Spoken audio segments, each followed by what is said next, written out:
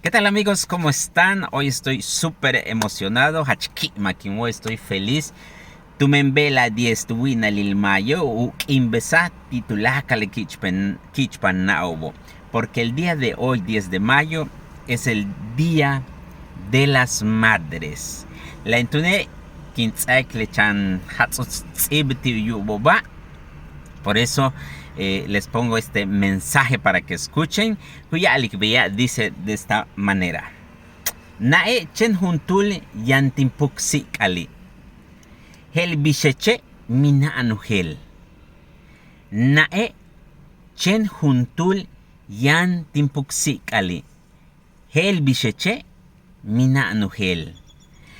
¿Qué se traduce? Madre, hay una sola en mi corazón. Como tú, ninguna.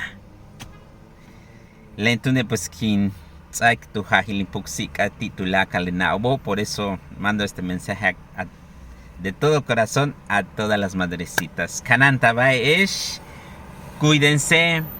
Titulacal lemash kushanu unaubo kutsaubu enojo chmek tío.